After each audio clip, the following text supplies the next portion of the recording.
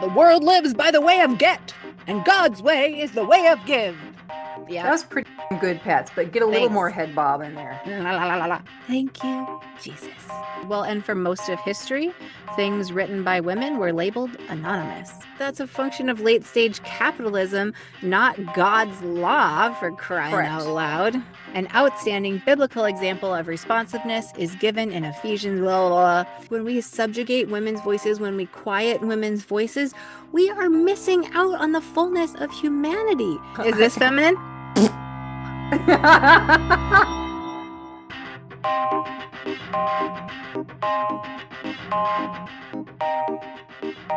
Welcome to another conversation with the Apostate Sisters. I'm Patty, and I make this channel with my sister Nancy. We grew up in a doomsday cult called the Worldwide Church of God. We're also nerdy about history and culture, but we're critical of religion and we call out harm and coercion. So get ready to get mad or to nod your head in agreement as we get into today's cult literature piece. Today, we're diving into a booklet from our cult that was handed to women like it was sacred truth. The booklet, called True Womanhood, Is It a Lost Cause?, was written and released by the church from the late 1950s through the early 1970s. And spoiler alert, it's not exactly a love letter to femininity. And strangely, it's written by men who thought they could dictate to women. This booklet shaped generations of women to believe that their only value came through submission, obedience, and service to men. It taught us that our dreams were dangerous, our independence was rebellion, and our worth was measured by how well we could disappear into someone else's story. So today, we're going to read it, dissect it, grieve it, and push back. Not just for ourselves, but for every woman who was told her existence was a supporting role. Let's get into it. Help the sisters keep this healing content coming.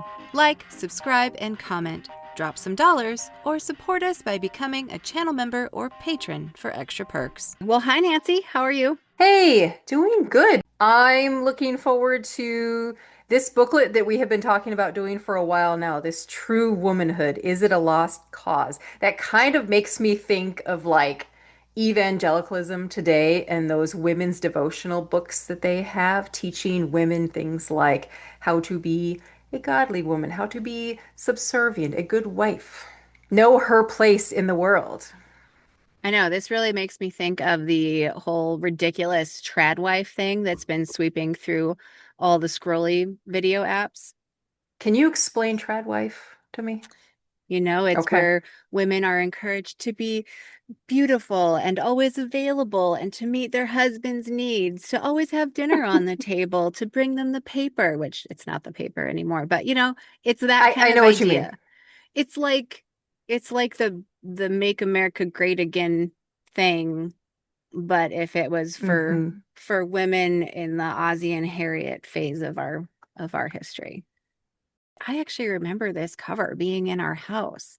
And Hmm. so there's no way this didn't influence how our mom thought she needed to be and how she trained us to be. So I think it's going to be really important that we read through this and call out its bullshit. Well, and can I just point out this woman's hairstyle is kind of similar to what our mother had back then. I think that's why this book always stood out to me because it absolutely looked like our mom on the cover. There's this idea out there that people want to hang around other people that are like them or people that they want to be like. And so, yeah, if our mother would have seen maybe this woman on the cover, she would have seen herself and applied it, much in the same way that our father got lured into following Brother Stair out in Walterboro, South Carolina, because in a lot of ways, I feel like the two of those men are very similar. So it would make sense. They even looked alike. I know, it's so I know it's bizarre. disgusting.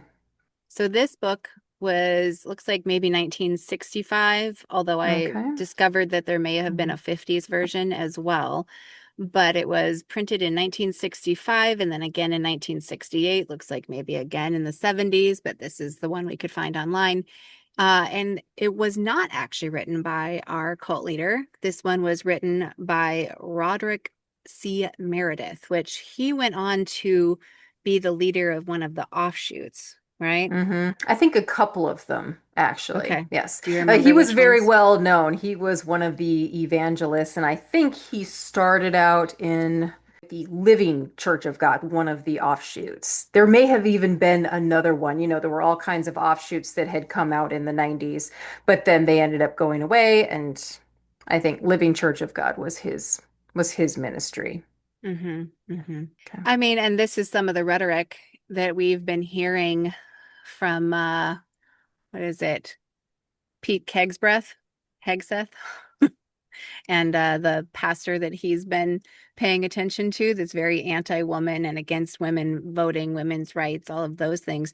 So the ideas that are in here are still, unfortunately, incredibly relevant. Like today should have Yeah. been us going through this horrific thing from the past that affected us because of our childhoods. But unfortunately, this stuff is still affecting people today because there's this hmm intense force trying to make these things happen again, trying to subjugate women into particular roles again instead of letting us be whole humans, Yeah. And just the fact that this book alone was written by a dude, you've got to be kidding me. Really, it's like right? it's like the men that are put in charge of dictating women's bodies and abortions and all that. I'm like, you don't even know the reasons why women get abortions in the first place. And you're put in charge of this shit? I don't think so. Right. How is it that they think they're entitled to control women's bodies in that way, to be the final voice on what happens to women's bodies? Like, fuck all the way off. Was there really no woman out there that could actually write this book? Oh, that's right. We don't want women to have the voice. The whole idea is behind true womanhood is that women should stay in their place. And that, of course, has to be written and dictated by a man. So, Nancy, I think we're going to do this a little bit like we used to do, what, over a year ago when we made our very first Unpack It cult literature series hmm with our dear friend Joel back in the day. But what we did is we took turns reading through, and anytime we have commentary, we're going to go ahead and comment. Yeah? Yeah, I think that sounds good. I think this one we definitely should read all the way through and dissect because I feel like we're going to be stopping every few sentences to say something that like is hitting close to home. All right. Would you like to start? Okay, this is how the book actually starts. Wow. Here is the booklet that thousands of you have been anticipating. Here is the answer to what is missing in the lives of millions of women and their husbands, children, and society as a whole. We need to know what true womanhood is and how did we make it this far without this knowledge? Let's find out. Also, it's bullshit that this immediately just assumes that women are going to have husbands and children. Hmm. Or that they need to be told what their fucking identity is to begin with. Or that something's missing from our lives. Because what if we don't think it is? Hmm. Oh, Patty, I have literally been told by people that my life is meaningless and without purpose because I don't have children. I know, such Yep, bullshit. yep, We did a whole episode about that, in fact. I know. It's good Yeah. times. All right, so the scene was a beautiful semi-tropical garden, a veritable paradise. I'm rusty. The young man in the picture seemed to have everything going for him. Okay, it's a dude out here in the garden. He had perfect health, radiant good looks, a keen, alert mind. He even had ideal employment and abundant wealth and natural resources nearby. You know what? I'm not going to get very far if this is how this is going to go. Ideal employment? What exactly is ideal employment? Fuck you, Rod. Okay. So, a paradise. I'm sure he's thinking Garden of Eden type shit here. Yes, but as he walked in these gorgeous surroundings, ate the delectable natural fruits, observed and petted the friendly animals, an aching, gnawing feeling began to grow inside of him. He was dissatisfied. I I think he's think talking about the Garden of Eden, right? Yeah, I think that means he had a boner. That's what I'm getting out of that. That's what That I he got. And if petting, like petting back then meant something very different than it does now. So if he's saying he petted the animals, like, that was our dad's whole sex conversation with me was, what leads to sex? Petting, it leads to petting, necking, it leads to necking, kissing, it leads to kissing, holding hands. So don't hold hands.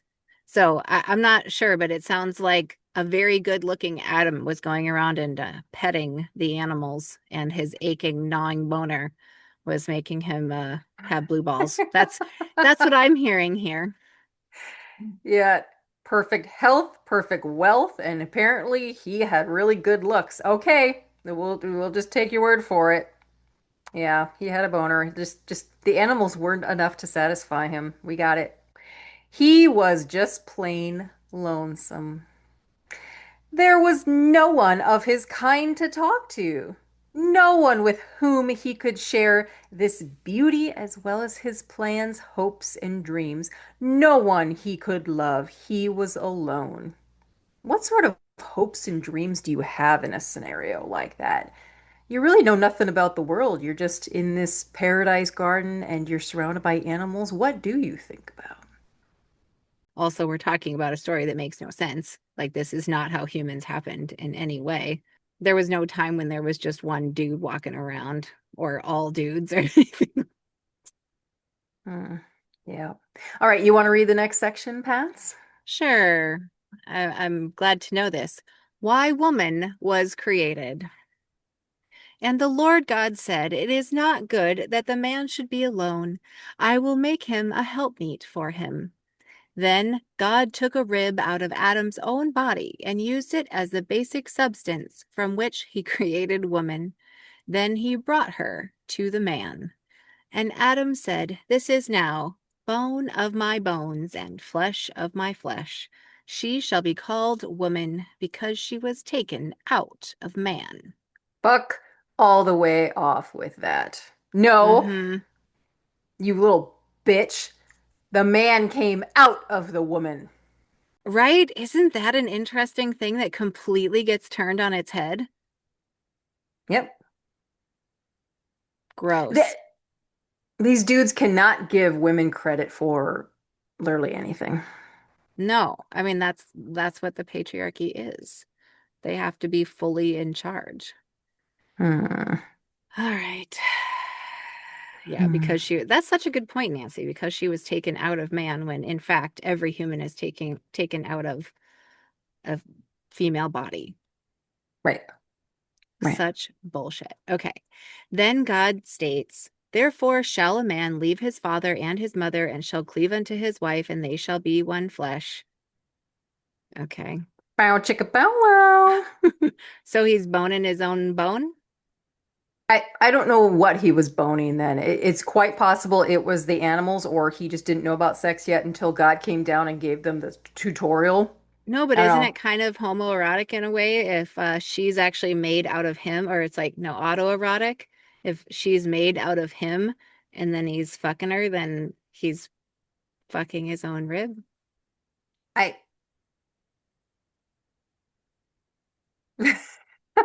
And people you believe this as fact.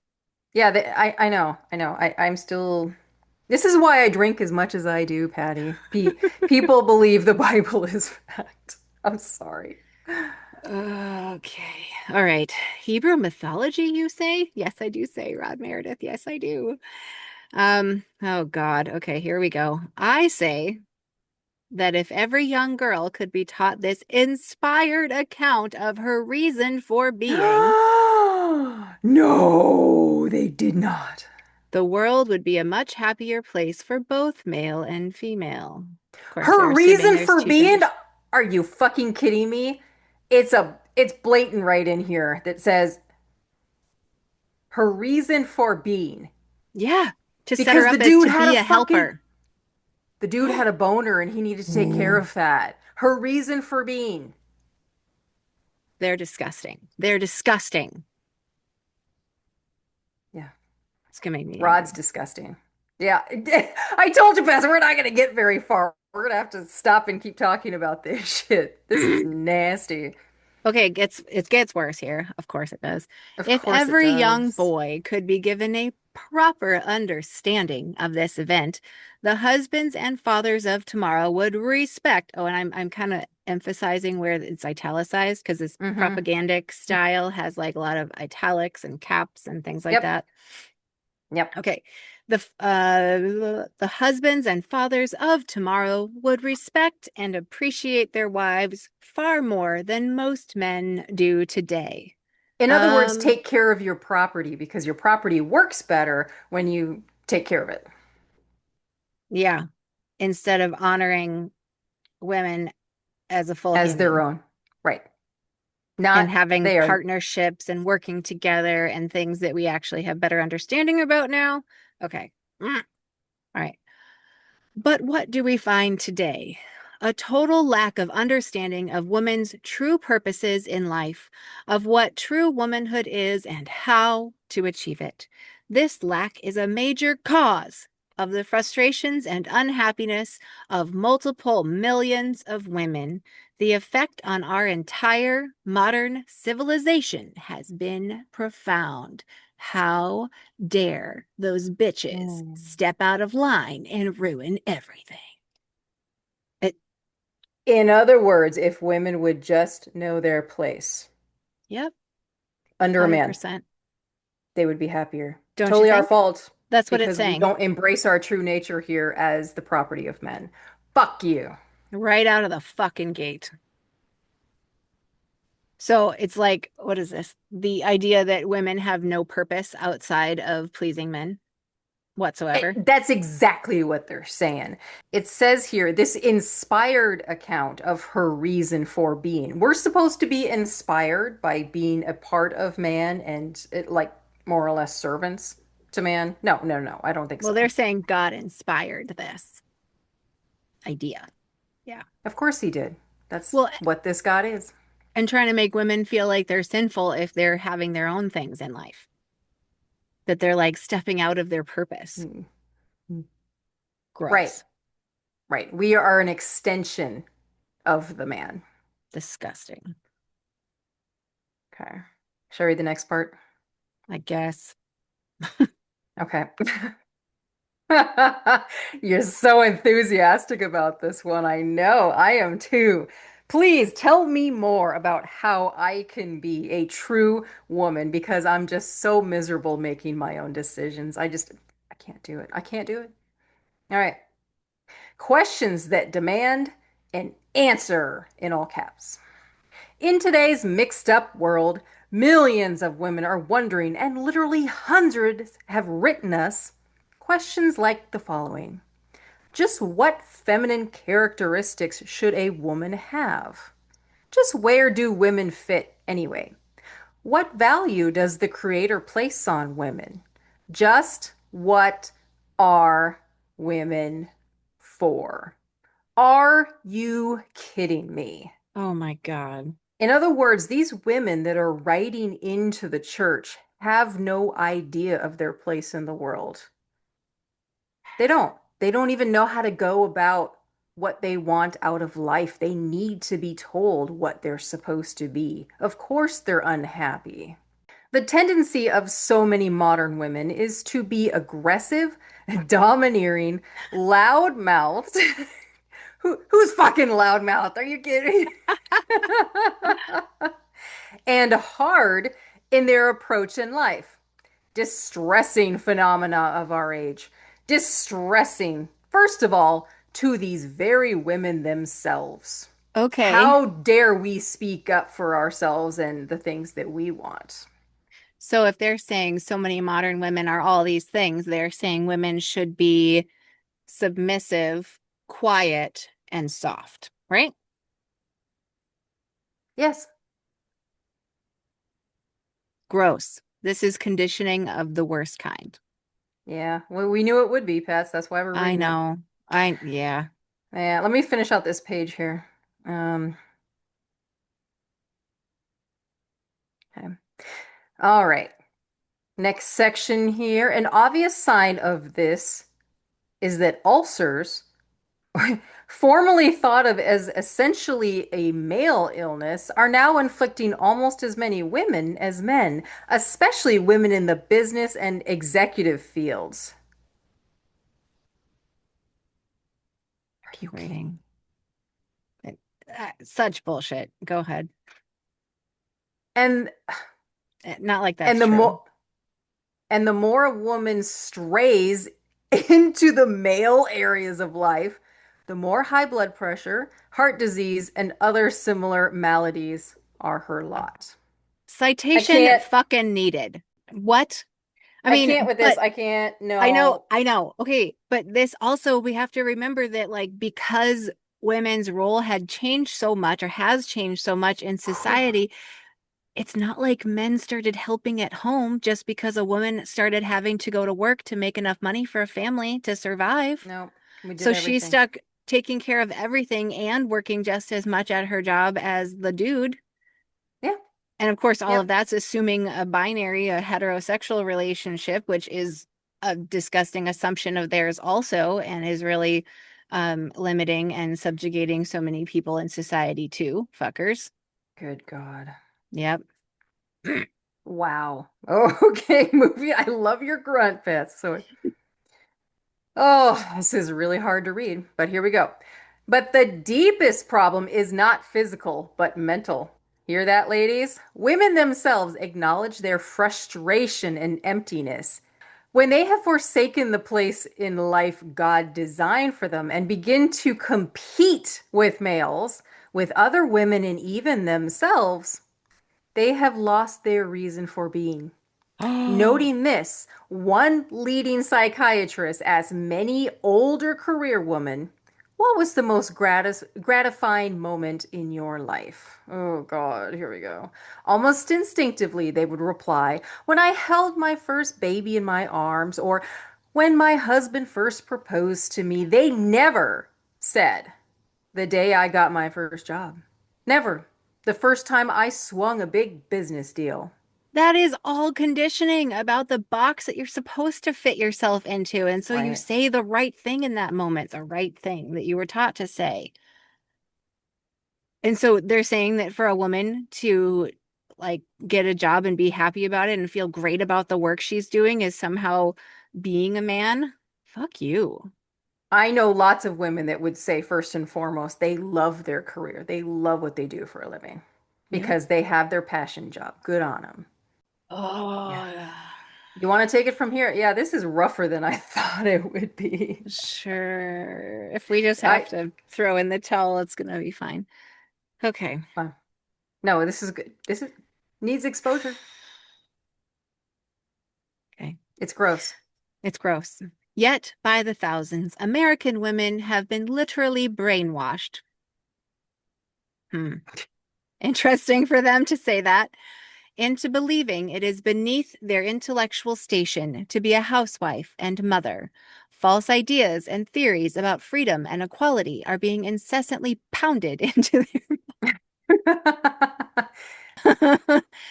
A young secretary today often considers it more important to scribble on a shorthand pad than to stay at home, help and inspire her husband, and train her children to grow up to be the leaders of tomorrow. Okay, they're saying a secretary to scribble on a shorthand pad.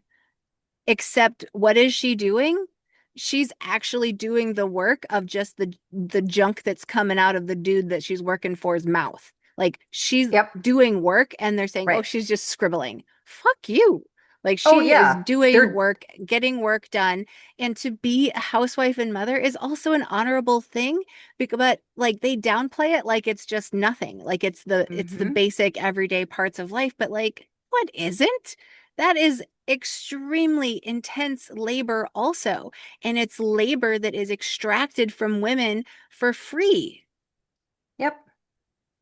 It's all in the wording to, twist the narrative a little bit to make that person sound far less important than they are. Well, right. It's putting her work automatically in second place to be not as important. And I mean, this is still carrying through. I have known plenty of women, of my friends, who Their life is more dictated by their husband's job, even if she's the one making more money, whether they decide to move or whatever. It's infuriating. Yeah, this is Okay. the worst. And then even the phrase train her children. I'm Hmm. sorry.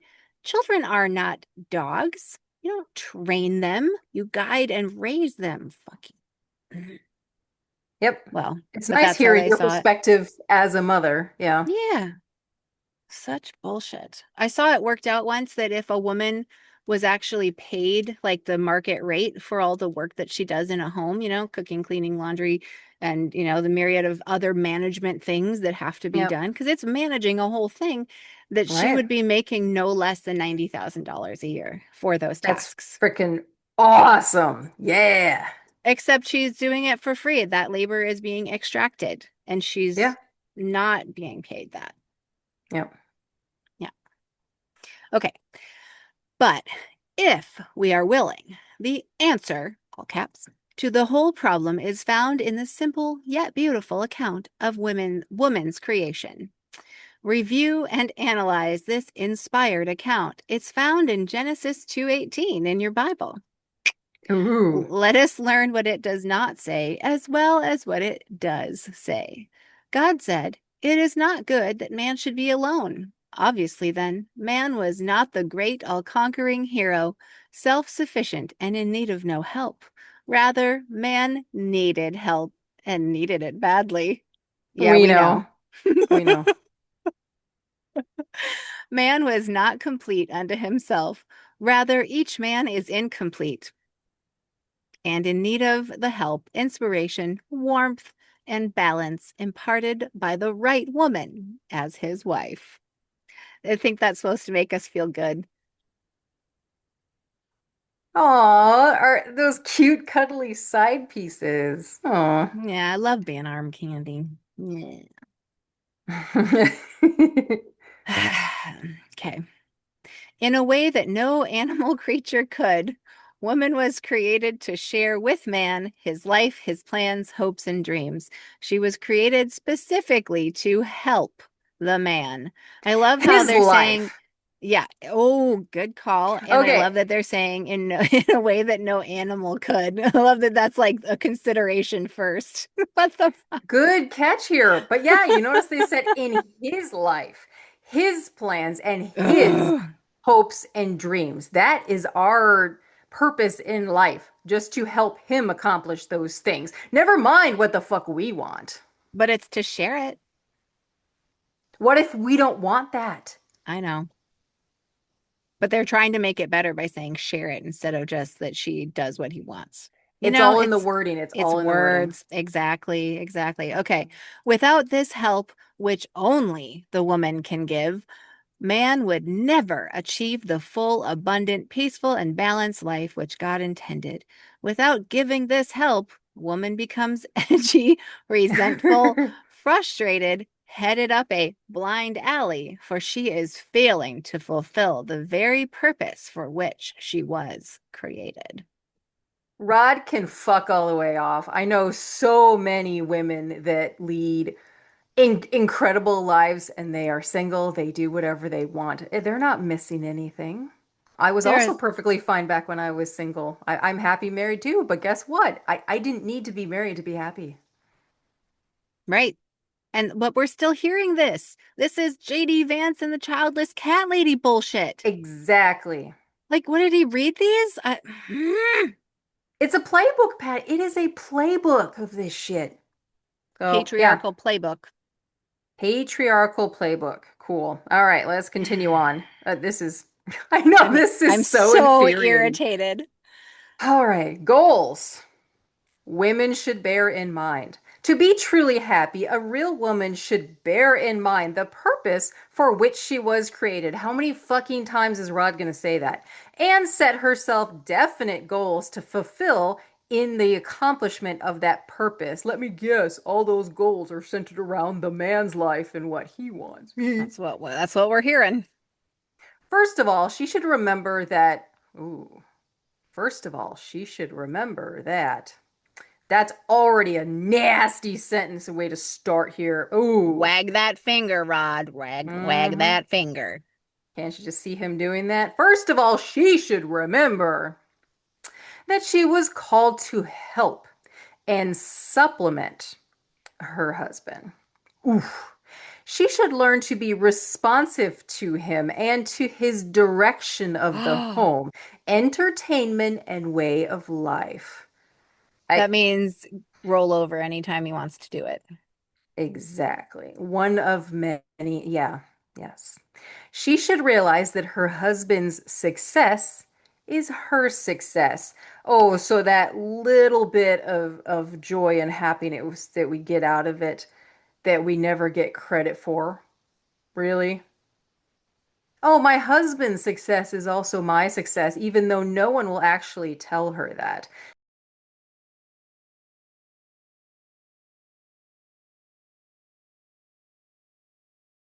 She has to feel that way on her own. See, when he's doing all these great things, that was you too, even though no one's ever going to tell you that. Holy fuck. It's her success as well, apparently, and fully share and delight in the triumphs and achievements of her husband, knowing that they are partly her own. Also, she should equally share in his sorrow and disappointments, trying always to give the right kind of balanced and positive sympathy and encouragement so that he will rebound to other successes in the future. What? So if she's not happy, she's doing something wrong. And she should just like get herself right to do what he needs. Right, which means if he's feeling angry or aggressive, the woman is supposed to be on that train. I, Or I, I or don't know or what. see what she was doing wrong or not good enough to make him happy, right? Yep. Yep. And if Yeah, she's unhappy with it, she can't say anything because that means that she's not doing something right. So she's just suffering in silence. correct. You. All right. Whew, this is so rough. Okay, moving on. A second area in which a woman should cultivate success and service is that of bearing and training her children. Oh boy, here we go, Pats. Back to the training of children.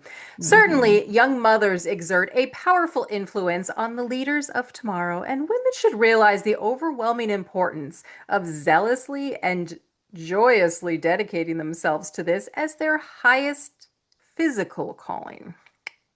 Oh boy. Far more important it is that of an office worker or secretary on any level. Let's reduce women's roles in the workforce too while you're at it, asshole. Yeah. And I like that the only jobs they're putting in here is office worker or secretary, even if there Mm-hmm. is a job for a woman too. And it That's doesn't the only matter, of thing. course. Oh, that's the only thing that they even mildly accepted back then. Yeah. Back to the 50s, the golden age of Herbert W. Armstrong. In his word, God instructs older women. Oh, fuck. Oh, okay. Oh, okay. And what, pray tell, is that? 30? That they may teach the young women to be sober, to love their husbands, to love their children, to be discreet, chaste, keepers at home, good, obedient to their own husbands, that the word of God be not blasphemed. So if you are not doing all these things for your husband, that is, you are blaspheming against our God and Creator. So, I mean, this has become like some divine directive, right? Mm-hmm. But what it does is control the behavior of the woman. Because Yep. if she's not doing all these things, then all of a sudden she's rebellious against God. If she's not like keeping the line and keeping her mask on for everything she does for her family and church and stuff. Oh, and we knew full well what happened when women rebelled against their God.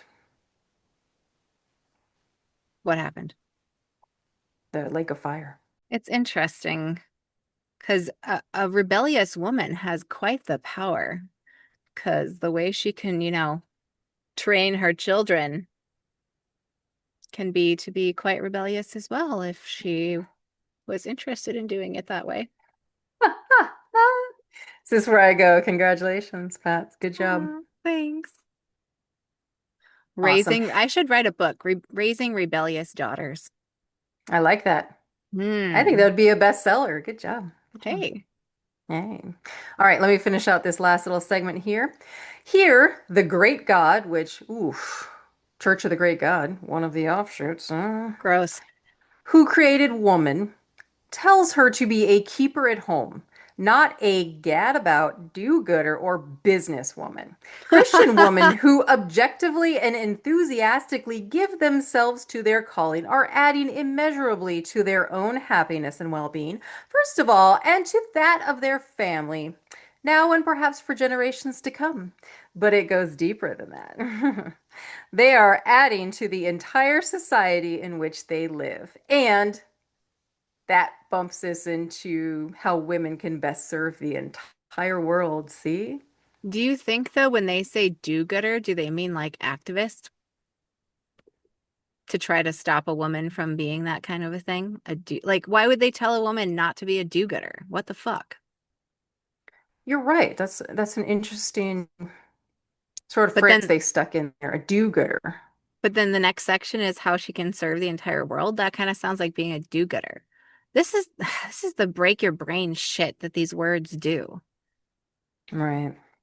Now, do-gooder, I think, is ensuring, like, don't be that woman who goes out and makes changes in the world. You have to get, like, authorization from your husband. Like, you can't do these things on your own. You can only do it through him and him Gross. through the Father God. Yep. The Great God thing, and you mentioned Church of the Great God, which is one of the offshoots. Isn't Hmm. that how our dad always started prayers? Great God, Eternal Father? Oh, yeah, you're right. Yeah, he did. Yeah. Like I glitched when I Great heard you God. say it. Uh-huh. Yeah. Great God. Gross. Oh, yeah. Little trigger back to the past. Cool. Yeah, little trigger. All right. Okay, well, how woman can best serve the entire world. Oh, please, I'm dying to know. Ugh, okay. This leads us to the third area of a woman's rightful accomplishment, that of serving through her husband and family. Yeah, serving through her husband and family, the Right. society and the world as a whole. Too many want to be career women on their own. The horror. Yeah. Women can really accomplish far more in the end to help this entire world by being the kind of wives and mothers that God Almighty intended. Take this example.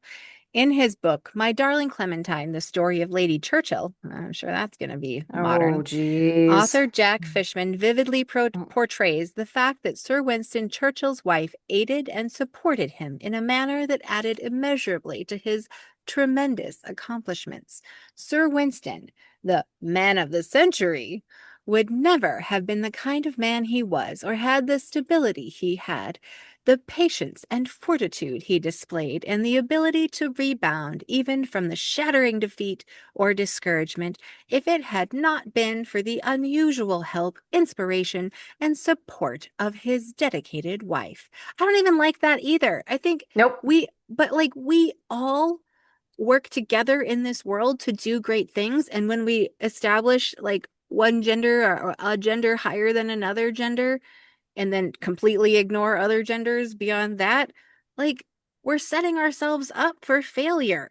Like, Hmm. even the fact that they're saying that he needed her support, whatever, like, well, okay, fine, but we all need each other. But we Right. all have amazing things to contribute, and it just gets more amazing when we put it together and don't try to one up each other at every step. Right. And I hate the It's a fact, like, shame. have you ever heard of Mrs. Churchill?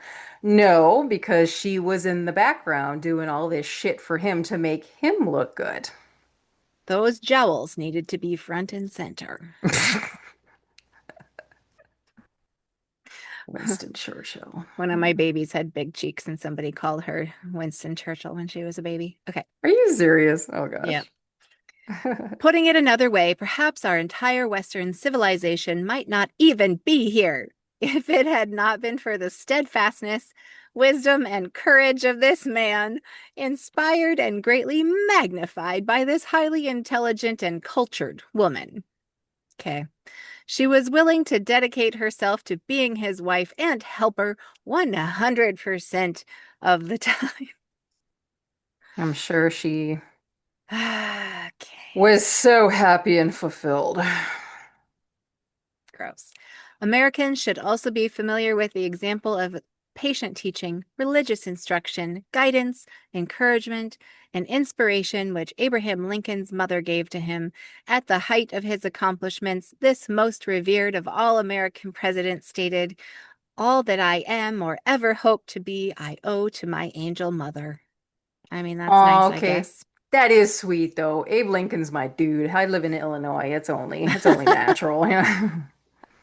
I mean, I do notice that this is Worldwide Church of God once again being like, look at this great white man. Look at this great white man. We love great white men because that's what we wish Mhm. we were.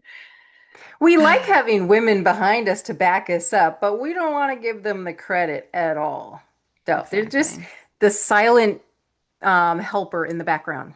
Very frankly, if Mr. Lincoln's mother had been working at the corner drugstore instead of inspiring and molding the life of this future president, would there have been an Abraham Lincoln to guide America through its greatest internal catastrophe, the Civil War? Well, what if Whew. a woman had been a researcher or a scientist or a doctor and fixed something way fucking bigger? Like, I love that they Hmm. just think those are the only little menial jobs that women can do. Fuck off with Yeah. that. And children learn from everyone they come in contact with, not just their parents. Okay. Next section here, the ultimate goal. Let's find out what our ultimate goal is, Pats. No nuance. Then, Just go for it. yeah. All right, here we go. Then, for the woman who reads and understands the Bible, don't be distracted by anything. Stick your mind in the Bible. Another goal presents itself. That is the goal of preparing to help rule and reconstruct this entire society in the world tomorrow. There it is, our precious world tomorrow. And Some there's the Christian, white supremacy and nationalistic bent right there. correct, yes. Some Christian women wonder how they are being prepared for this. If they themselves are not leading and directing businesses, families, and public activities today, how are they learning and preparing for tomorrow's world? The answer is that a woman with the physiological and psychological nature given her by God has magnificent opportunities, too often untapped, for preparing toward this goal. She needs to set herself to be a really successful wife, mother, and contributor today. But you say she is not getting direct experience in leadership. Let's put this another way. How many men that you know are constantly leading? How many men are in complete charge of every situation wherever they may be? How many men are responsible to no one else? The answer, of course, is that every man on earth is responsible to others. Okay. The overwhelming majority of all men have supervisors and bosses over them during the day. That's what a hierarchy is. Then Mm-hmm. on the way home, they are certainly under the authority of the youngest motorcycle policeman on that particular freeway. What?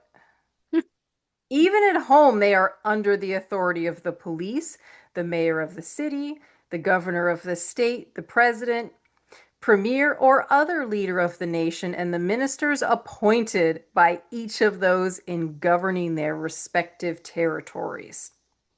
They're trying to say that they're not saying what they're saying. Yeah, I got that. Yeah. See, everyone has a boss, everyone has someone to report to.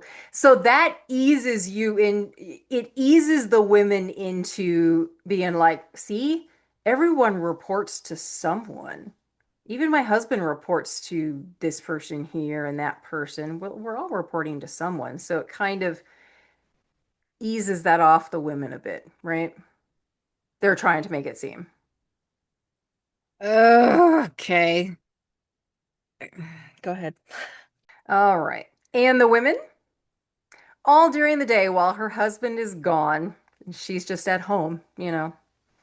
She is in charge. Oh, Oh, no, no, here it no. is. She's in No, it charge at says home. she is in charge in quotes. It's got Oh, it you're right. in That's in quotes. quotes.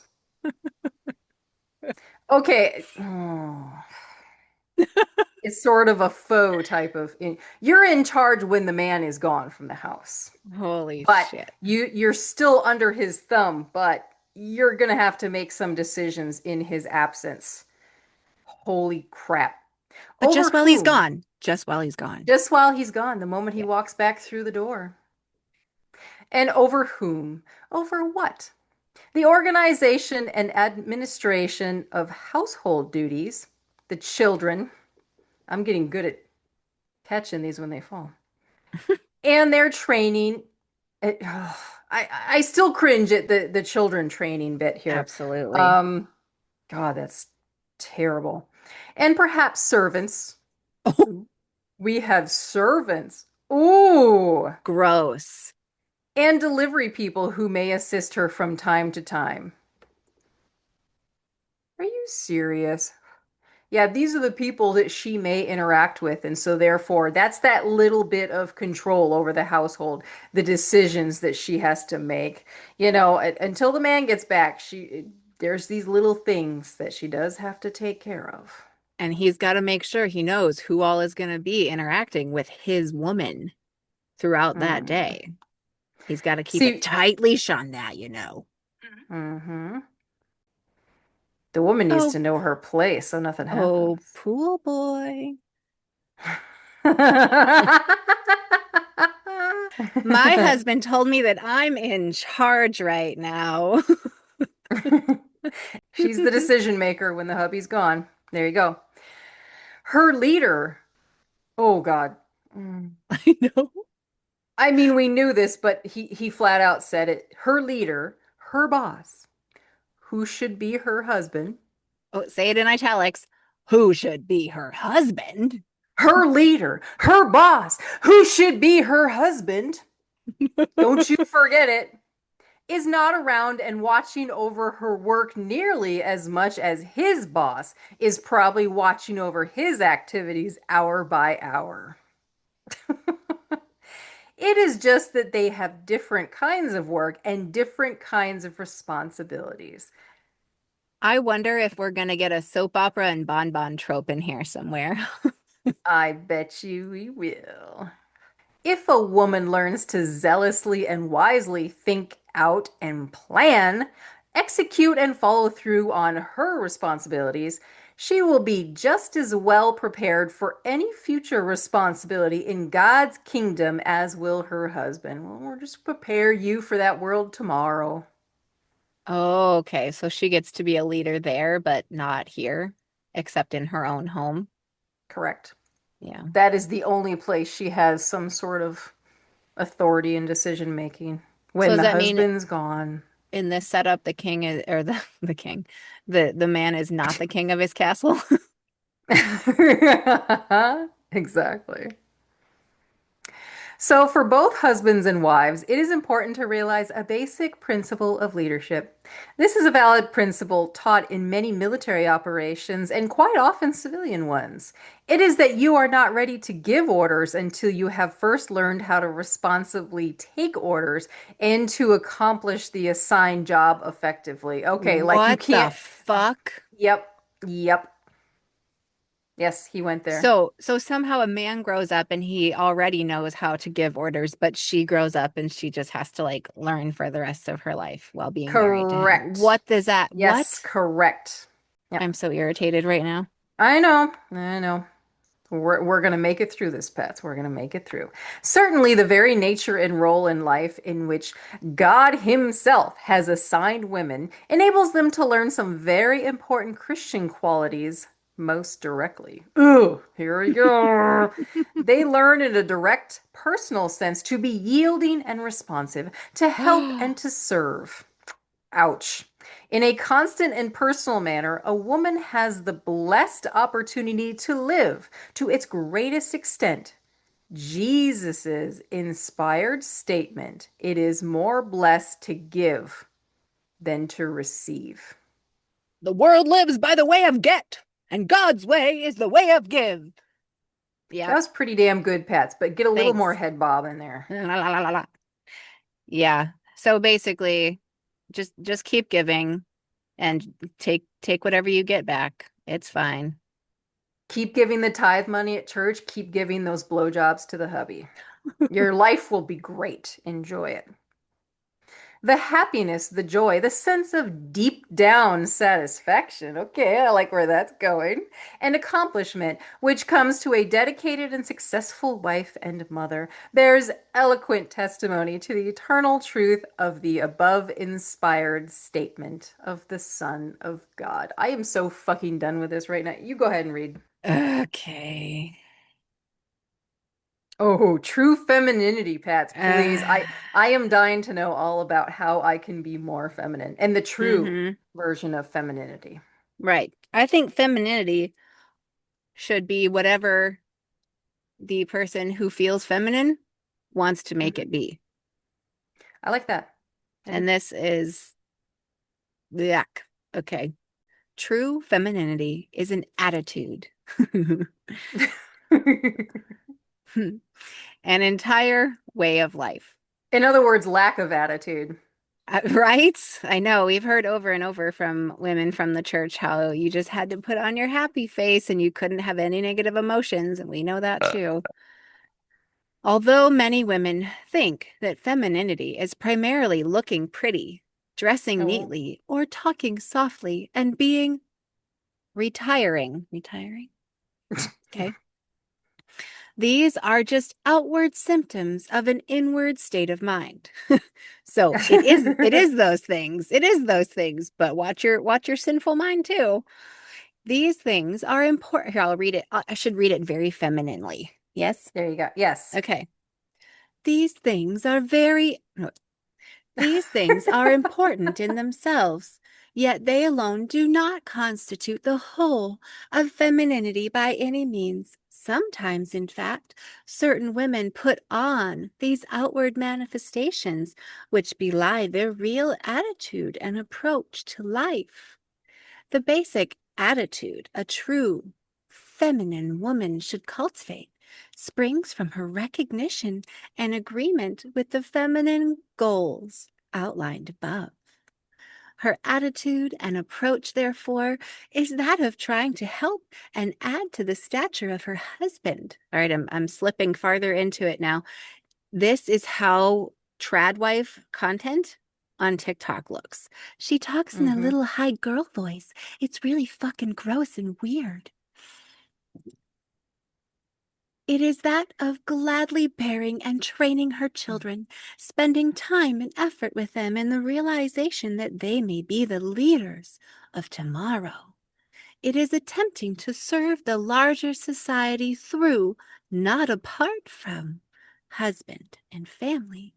It is also finally preparing for her ultimate spiritual goal in the kingdom of God by learning the lessons of love, obedience, and service here in this life and expressing these to the full extent as a wife and mother. The above attitude and approach is basic. What do you want to say? I I can keep going. I mean, there's a reason that, men there's a reason that a lot of the dudes out there seem to like a voice like that. And it's fucking pedophilic. It's I, disgusting. I was just gonna say that. I'm like, I'm Yeah. gonna talk like I am a 12-year-old girl because I think you like that. That's why we take off body hair too, so we look like little girls. Yeah. Gross. It's disgusting. Okay. Every woman who seeks to be truly feminine should inculcate this approach into every area of life.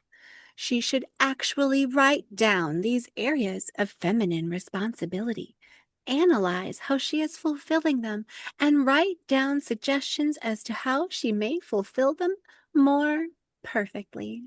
You missed a pube. You need to do better. Be sure to write that down. Make sure it is bald. That is the most feminine way to go. Oh, God. Asking God's help. She should attempt to live this way in her relationship with her husband, her family, and society as a whole. Attempting to help, supplement, and serve in these areas should be the motivating factor in all her life and permeate her thinking and approach to every situation. Thank you, Jesus. You know what this makes me want to do? This makes me want to put on a pair of like baggy jeans with a chain hanging from it and put on a baseball cap backwards. Yeah. I know. I I really like being my version of femininity, but it's my version. No one else has to do femininity like I do. Right. This is such fucking bullshit. And this is like, okay. Oh gosh. All right, continuing on. Something to study. So us women are going to get some homework now so that we can learn how to be more perfect in our femininity. Things that we need to work on because we have a lot of time on our hands once we're done with all our chores and we write down ways that we can be more feminine. Do tell us. Do tell us. In meditating on the above approach to life, I'm not even going to attempt a cutesy voice like that It's because I fine. can't do it. I just can't do I, it. Yeah. it's okay. I only did it for that one because that was like the being I know. femininity one. It's I do not want to do the rest that way. It was funny though. Okay. Gross. All right. In meditating on the above approach to life, ooh, meditating, that sounds a little bit too wishy. That's very Eastern of them. I don't know. That's not okay. Very Eastern. She should study, analyze, and obey God's inspired instruction found in this fucking verse. Notice in this passage that wives are to be subject to their own husbands, not competing with them. Literally just lower on the hierarchy. They're Correct. just saying it. I mean, Yes. they've said it in 100 ways already, but fuck. Well, and we don't want to be too awesome pats and make our husbands look bad because that'll bruise their fragile little fucking ego if their wives are doing something better than they are. That's We a very good cannot point. have that and that fragile masculinity. No. If their husbands are not Christians, God says that they may be one apart from the word or Bible teaching by the context. This is confusing. By the conduct, incorrectly translated conversation of the wives. Whatever the fuck that was.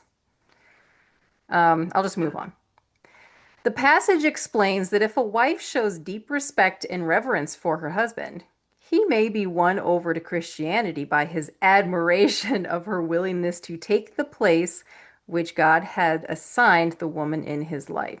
She wins him not by preaching at him, but by her Christian humility in submitting to him as a wife should. So they're saying that an unconverted man can become a Christian because he's just so inspired by this woman who's so subservient to him. Christianity must be the way to go. Man, I just Wow. can't seem to control women otherwise. So hey, maybe Christianity is the way to go. Well, Yeah. and we know that we all know of the stories of a family where the wife would go to church and take the kids to church and the husband Yep. just never would because he was like, yeah, no, that stuff's bullshit. And so somehow they're saying that that's how the dude's gonna go to church, which I think it did happen sometimes Yeah. Maybe. Yeah. because she guilted him into it. Mm-hmm. I was just gonna say, yeah, guilt trips, sometimes coercion. I mean, there's a lot of different reasons why someone would get sucked into Christianity. Yeah. Hmm. Her adorning is not to be the overusage of gold, pearls, fancy clothes, or outlandish hairdos. In other words, let's ensure the men know that you don't want to spoil your wives with all that type of shit. Well, and what does it mean to say overusage either? And what constitutes fancy to who? And like Right. once you get to the 80s, like what even is an outlandish hairdo? Like Mm-hmm. it leaves so much up to interpretation that it's stuff like this that gets women to backbite and to pick at each other, to police each other. And they Hmm. can all point to this and be like, oh, you're wearing more than just earrings and a necklace. Like that is definitely overusage. Well, and there for a long time, I mean, women who wore a lot of like makeup and jewelry and all that were just known as harlots. I mean, that's just what Yeah. they did. Like you had to be, just the more plain looking you were as a wife, the better off you were, apparently. So, all right, so moving on. Rather, it is to be the outward way of life reflecting a meek and quiet spirit, which is in the sight of God of great price. Shut up, bitch. Pipe down, ladies, the men are talking. Oh my God. Yeah, and then, okay. In verse 6 of this passage, the Christian women, uh, in verse 6 of this passage, the Christian woman is instructed to consider her husband as her Lord or boss. Yes, they use the fucking term Lord. I mean, that's what you see in like, English manners and stuff. Like the wives would call their husband my lord and all of that junk. It's so weird. It's so weird how Armstrong and his whole organization was like trying to enact some imagined former days of glory by making people behave this way. It's so wild to me. Most career women today might reply with a sarcastic sneer to this inspired passage of scripture. Yet these same women, for the most part, have men for bosses. Oh, fuck you, dude. There's a reason for that. They simply want some other man, apart from their husband, to boss them, not boss them around, What? but boss them, and not the very man for whom they professed enough love and admiration to marry. What a paradox. Yeah, I don't think any women are like, yes, I want to be bossed around by you, my boss at my job. What the That is a fuck? whole nother issue as to why all these women have male bosses. All right. Exactly. Oh man, that is terrible. With the attitude of deep respect for her husband, a truly feminine woman will not be arguing, bickering, or Oh, nagging at her husband. What if my husband is the one that's doing the bickering and nagging? Huh? I guess that's a free pass. and nagging is in caps here because this is propaganda, and we know that that's like a trope of the nagging wife, right? That is that So is a he's, blatant shut up, bitch. yes, yes. I mean, and this is him picking at the things that we had already accepted as part of our society, like our cultural ideas, our cultural tropes, our stereotypes. And Right. so he's getting that like emotional response out of people Yeah. Yeah. and like Should I con playing into their preconceived ideas about that a woman's speech is somehow bickering and nagging instead of like intelligent, well thought out, well-meaning words. hmm Men and women could actually say the exact same thing, the exact same way, but the woman will be looked at as if she's some sort of a nagging bitch and emotional, while the man gets a pass on that and be like, "Oh, Hmm. you have a very commanding president. You have a very commanding presence. You have confidence." I Hmm. just butchered that whole thing. Go ahead. No, Yeah. that was good. I mean, and that's the same thing that we see that we call mansplaining, right? Where there's a woman who clearly is going to be the bigger expert on a thing, or she literally just said something and it's kind of ignored. And then the man next to her says it again, and people are like, oh, yeah. Oh, yeah. Did you hear what he said? Irritating as Hmm. fuck. Yeah, Gotta take the credit for women it. still get looked over, passed over for what they say because they're a woman. I mean, Hmm. not to bring up a person that I don't really respect, but J.K. Rowling put Hmm. out her Harry Potter books with J.K. to take the womanness out of it because it was understood that it would probably get passed over if it had a woman's name as the author. Hmm. What the fuck? I actually had somebody, like in our family circle, say to me, "Why did I use the name Anna as my pen name for my novel, Mhm. Metakari?" Because she said, "Well, don't most women use initials?" Oh. And I thought that's really weird. Why would I use initials?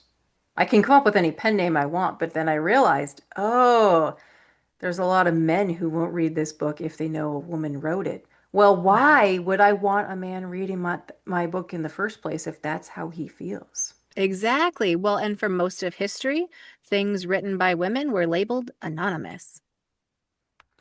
Yes. Or the credit was given to a man who did the That foreword well, or something. yeah. All right, so continuing on, after hearing all about how women should not be nagging, she will anticipate his wishes and his directions. And so, in addition to all those things that we have to do, we have to actually anticipate the needs of the husband, making sure he doesn't lose his keys and whatever else. All right. So not just do what he says, make sure that he doesn't even have to fucking ask. We are Correct. already there Yep. with our Right. mouth open wide. Sorry. Oh, God. You're right. No, you're right. You're right. I heard it said by a comedian once. I forget who said it, but like, bitch, with everything I do from the moment I get home, you better be on your knees with your mouth wide open. Fucking gross. Yeah. Because of its altered meaning in modern terminology, she may not literally call her husband Lord. I should fucking hope not. Yeah. But she can and should respond to him, yes, sir. What? Yep. We're supposed to say sir. You know what? I'm going to try this. I'm going to try saying sir.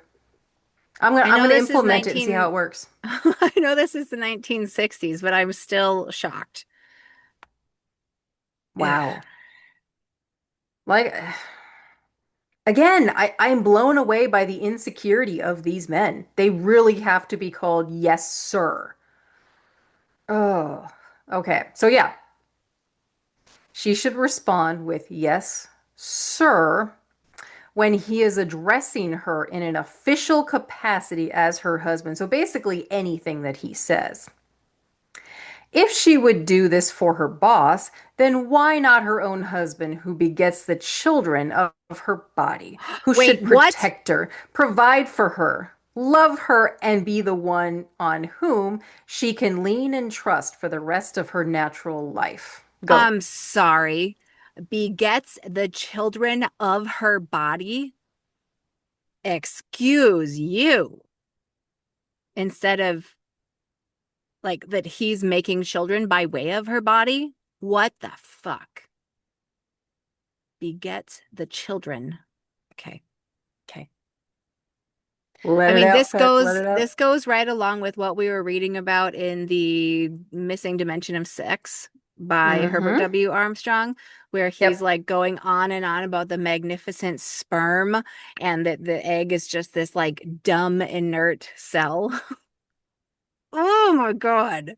It's the shell, it's the vessel. It's just something the dude sticks his dick into. Okay. The children are actually his property. He just used the woman's vessel, empty shell, to get them. And I've never once said yes, sir, or yes, ma'am, or anything like that to a boss. No, Because I haven't either. shockingly, there are workplaces these days where people don't live by a strict hierarchy with fucking having to be all like subservient. Like people actually understand how to collaborate and things better now. Yep. Yep. Oh, The only time I've used sir was to address officers in the military. That was it. well, the military is hopelessly hierarchical. So, Correct. Yeah. yeah. People are given automatic respect even when they haven't earned it. Yeah. Just because you got a couple bars on your uniform doesn't mean you deserve that respect. I'm sorry. Okay. Where was I? Yeah, oh, yeah. Lean and trust the rest of her natural life. I could go on and on about how gross this is, but I'll keep going. Okay. Beginning in verse 7, husbands are told to respect the willingness of their wives to take the place designed by God. Then in verse 8, Both man and wife and all Christians are instructed to be of one mind with compassion, love, courtesy, and a definite self-restraint in the use of the tongue in arguing and bickering. Oh, I thought it was restraint in the use of the tongue for other things. Damn it. And of Well, course, no, what? that is what's happening here. There's not self-restraint required in that use because it doesn't talk about it, right? Hmm.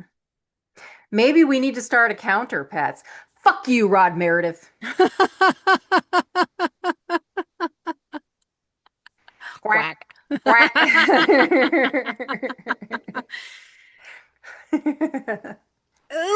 Okay, Ugh. I know. I just hate how they say things that sound like kind of good about compassion and love and like, helping each other. I mean, they haven't been quite as egalitarian in this one as I've even heard them say in other things, but holy shit.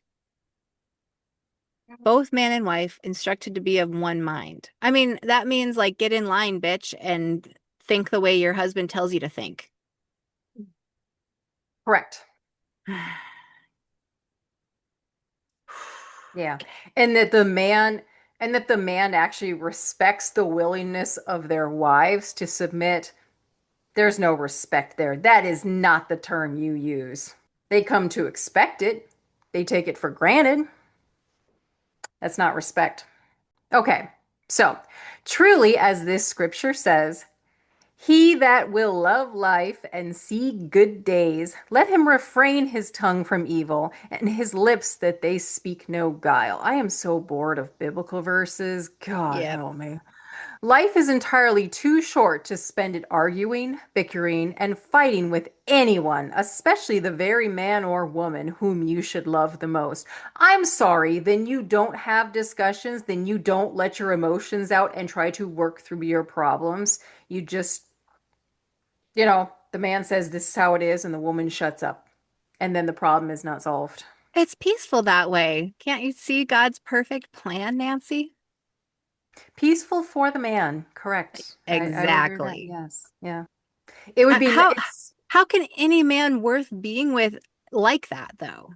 Like I would absolutely hate to be with someone who I knew was upset or whatever, and they were just like, "Okay, I'll do that." If they weren't actually happy, how could I possibly be happy with them? because this particular man does not care about the happiness of anyone else, only trying to get his own needs met. And as long as his needs are met, who cares how the other people feel? I don't understand that at I all. don't either, but It's so narcissistic at its core. I just, mhm. what in the world?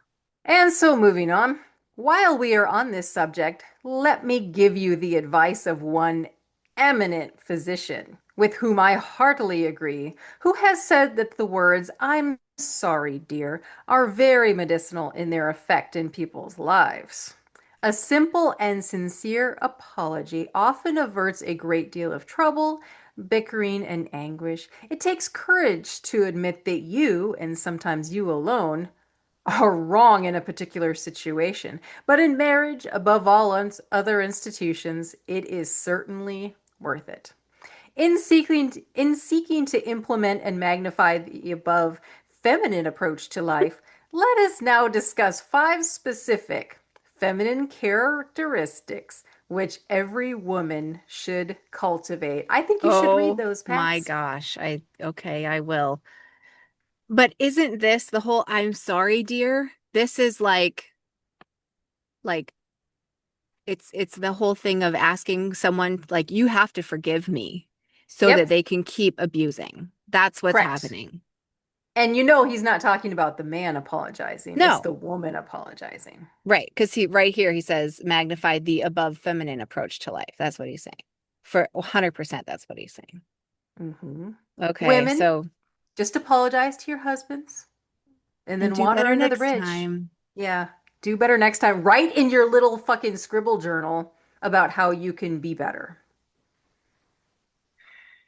And maybe he won't hit you if you do better next time. No. Oh. That's what we know is happening. We've interviewed enough people from our church that we, okay. You're absolutely right about that. How many Well, women out there say, "Oh, I was hit and it was my fault. I yep. should not have provoked him. I should have kept my mouth shut." Holy shit. Okay, okay. And there's so Mm. little recourse, and then they're reinforcing it. Okay. Yep, okay. Infuriating. All right. Okay. All right. So this is the 5 specific feminine characteristics which every woman should cultivate. Please tell us. We are dying to know, Rod. Number 1, responsiveness and service. Perhaps the most outstanding characteristic of a truly feminine woman is that of being warm and responsive in bed. The first Mm-hmm. man, Adam, was alone. He was lonesome. He had no one to talk to and fuck. I mean, to talk to. He was incomplete. Woman was created to share man's life and love, just a little piece of it, just a little piece of his life, to respond to him and encourage him. If a woman will lovingly and consistently do this, any right-minded man will lavish love and appreciation upon her in return, for Not this is the fucking kind. true. Exactly. He'll just feel entitled to it. Yep. For this is the kind of person most men truly want to marry and with whom they want to share their lives. They'll dole out just a little bit of their glory to that really kind woman that just dotes on him. Okay. There are people, said the brilliant French essayist Raoul de Roussy de Sales, I don't know if I said that right, who Mm. transmit to others their particular emotional atmosphere, who show you how to love, to suffer, to be happy, to laugh at the humorous things in life. This describes the truly feminine woman. Make sure you know how to suffer in silence, ladies. Her mind and Mm-hmm. heart are enthusiastically sharing in the ideas and hopes of the man she loves because she can't have her own. Nope. She is constantly aware of him and is in the middle of his hopes and dreams, not merely an onlooker. For her husband and for all people for that matter, she cares. Things not only happen to her, she happens to them. What does that mean? Oh, I'm going to happen to you, all right. Look out. See, But hmm? the wife is not just serving her husband. She is gonna serve those little sandwiches to him and all of his friends in the room. Oh, some finger foods. That's for all you WCGers that remember finger foods at potluck days. Finger Hmm. foods. But in all of this, she's not leading and dominating, but responding to others and especially to her husband. Make sure you're a people pleaser, ladies. She is sharing and furthering their hopes, interests, and joys. She's not competing for the center of the stage or trying to get. You just deal with what you've got already. Such a feminine woman instinctively adapts her mood to that of her husband whenever What possible. the What? fuck? Adapts her mood to what he's feeling? Fuck all the way off with that. Oh, she rejoices in his triumph. She weeps with him in sorrow. Yet constantly she bolsters him, balances him, and helps him in every possible way. So when she's having a bad fucking day, what does the husband do? She doesn't Goes get to about his have business? she doesn't get to have bad days. Are you serious, Nancy? No. Chin up. Put a smile on. This is great. Oh, honey, you're so funny, my lord. I love bringing you the paper and then doing all the dishes while you sit and smoke your cigars. Both in her family and in the larger society, she is not only responding, but serving. God damn it, this is hitting me very hard. I For a know, I while, know. I had a little thing on the side that is like, somebody shoot me before I volunteer again. Our mother would have read this shit too. She would have eaten up every fucking word of this. Uh, she is constantly attempting to make her home a cleaner, more beautiful, more happy place. As part of her husband and family, oh, as part of her husband and family, she is attempting to do the same thing in the lives of those around her. And we're just gonna make everyone else's lives better, pets. We're going to overlook our own happiness and we're just going to make everyone else happy. Yep. I feel that I received all of this message loud and fucking clear. Yep. Yeah. Shall I read the next one, Pats? Sure. An outside job? Question mark.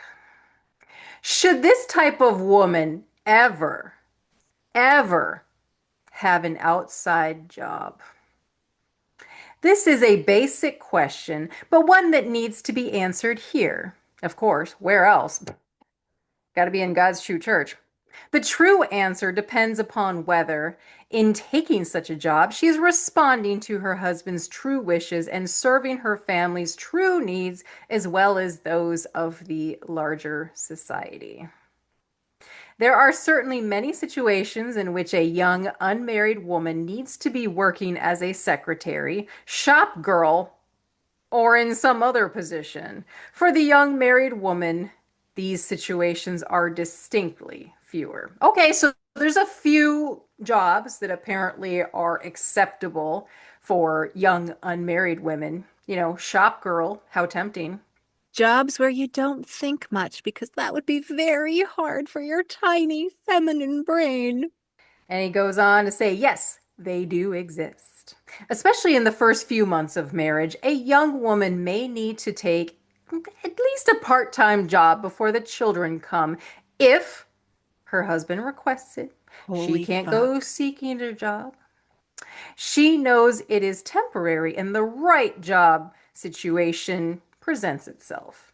But the true interests of most marriages are not truly furthered by having the wife work throughout the marriage.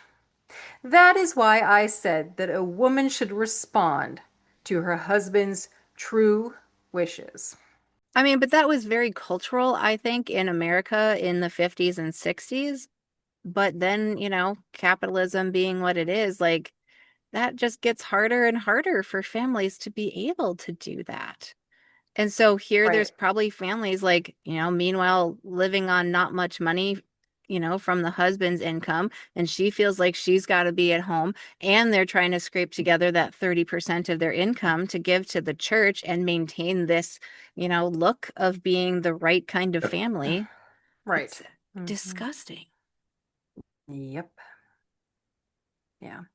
And so then, on the surface, he may imagine that he would like to have his wife work and thus supplement the family income.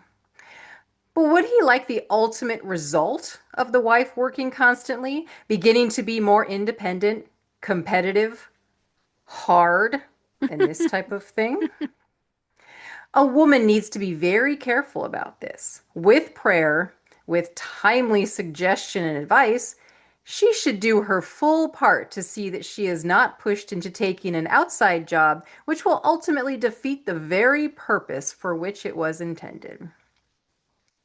Some time ago, the US News and World Report magazine read an article captioned, "Does it really pay for the wife to work?" I really am curious to know what year that had come out.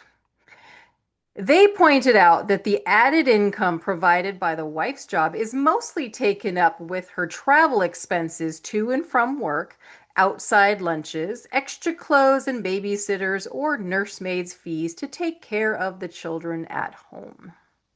This article showed that, looking at it economically alone, a family will gain very little in most cases by having the wife work outside the home. What the article did not attempt to point out, of course, was the severe damage done to the attitudes of both husband and wife in such a situation, and to the very characters of their young children growing up without the care and guidance of a full time mother. Married women then should be very cautious and sparing about ever taking outside jobs, even in supposed emergencies, and practically never let this develop into a lifetime situation. The ultimate price of such a job is entirely too high. Okay, so I looked it up and it was from 1957, so that tracks culturally. Yeah, Um, okay. yeah. But I mean, I have a different take on it, obviously, but I do think there's a situation where like daycare costs so much and things that sometimes it's like for Right. both people to work, it's like, well, what the fuck? One of our incomes is going entirely to the daycare place, you know? And I uh, totally get that. but Yeah. that's a function of late stage capitalism, not God's law for crying out Correct. loud. Yep. Ugh, it's so irritating. Okay. I don't even, I just feel like I would be saying all the same things again because all this whole thing is indoctrination of getting a wife to be subservient and to do the manual labor at home and the emotional labor at home so that he can feel like fucking king of his castle. Correct. Yep. Another important facet of the job problem to consider is that if a woman does work out, I mean, I think that means like works outside the home, Yes, not works outside the home. work out. She should definitely choose the type of work which will enable her to remain feminine Don't you dare be a construction worker. Holy cow. or a scientist, because only the manly men do that. Okay. Okay, so here's the kind of jobs that are acceptable if you have to. Here we go. Control, control, control. Oh my gosh. Okay. Such job situations would include that of a secretary, a hostess or waitress in a nice restaurant. No dives, Mm. no bars. Perhaps a saleswoman in a reputable establishment, or other types of occupations or professions where she is serving others. Are you kidding me? Yuck. This is so yucky. Okay. In Gross. these job situations, she is therefore serving and responding to her boss, perhaps her fellow employees and customers. She is, oh my God, she is not the driving force in the business, a high pressure door to door or plant to plant saleswoman, a supervisor over men, or anything of this sort. Oh, I'm infuriated. I'm so infuriated. This is so utterly ridiculous and like harmful to women. Fuck yep. you, Rod Meredith. Fuck you, Herbert W. Armstrong. You fucking assholes. Even I these mean, it's job harmful to situations. men too. It's harmful It to men is, you're too. right. It totally is. It totally is. It's well, it's harmful to all of humans when when we don't get to be our full and best selves. Right. Okay.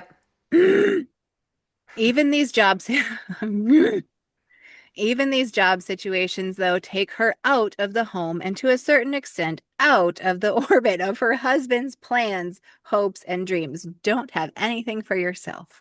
So No. even these situations should definitely be only temporary. An outstanding biblical example of responsiveness is given in Ephesians. Blah, blah, blah. Here the wives are commanded to submit to their own husbands as unto the Lord. Certainly, I did the head bob. Good Certainly, a job. true Christian would not reason, argue, or talk back to Christ. Are you sure about that? Because I would. Actually, Christ doesn't exist. If he did, he's long dead and he wasn't divine. So Yeah. silly, so silly. But how many professing Christian women argue, bicker, and talk back to their husbands? So, Christian in quotes, because if you didn't do things the way he wanted, you weren't a true Christian. Right. Right. This passage shows that a wife's highest duty is the development of this responsiveness, service, and obedience in regard to the God appointed head of the home, the husband. But this is what's in the Bible. Like, this stuff is what's in the Bible, and you have to do like pretzeling apologetics to try to make it even come close to today's modern understanding of partnerships and equality and all of that. Right. I Oh mean, no. women were literally just owned as property in the Bible. And so if you're like, oh, but it Correct. says also, like, no, you are making shit up to try to make yourself feel better. The Bible is supporting all of this shit way more than any of our modern sensibilities about this. Fuck all the way off with that. Okay. If a Christian woman seeks to respond to her husband as to Christ himself, she will never undermine his plans or hopes, but will do everything possible to make them a success, even when some of the details have not been in perfect agreement with her ideas and suggestions. Oh, Yeah, yeah, here we go. A woman disagrees. It doesn't matter. It's all about what the man's decision is going to be. just push down your She own should thoughts. They aren't she should valuable. Get not in even line. give no unsolicited advice. Ugh. The old saying, there is more than one way to skin a cat. Awesome saying, by the way, certainly applies here. Everything may not be done her way, but she should try to be on her husband's team and see that the play is a success, even though it's not the particular play that she would have called at that particular stage of the game. A woman who resents her husband's ruling the home, who begins to resist his decisions and does not back him up, is headed for disaster. Holy, get in the box, get in This line, do oh what you're told. She is not only wrecking at least a part of her husband's life, she is wrecking her marriage and definitely her own character. So don't go against him, or the failure of your marriage is your fault. is it I mean, they're saying that what men just automatically have all the best answers to everything just because he has the wiener. I'm sorry, why were we even given our brains as women? I mean, they do say the wiener is the other head, so maybe there's a teeny tiny little brain in there that's extra smart. No. Can we dissect it and find out? But the warm and responsive woman who doesn't try to conquer or rule the man has an inner serenity and security not found in the aggressive, raucous, competitive type of woman. She is glad to be a woman. She has an innate tenderness for a man. She intuitively senses her husband's mood and responds to him. Oh my God. Mm, Gotta know if he's in a bad mood so he won't hit you. Making him feel hmm glad to be alive, sparking his personality, enthusiasm, courage, and initiative, and gladly sharing in his successes.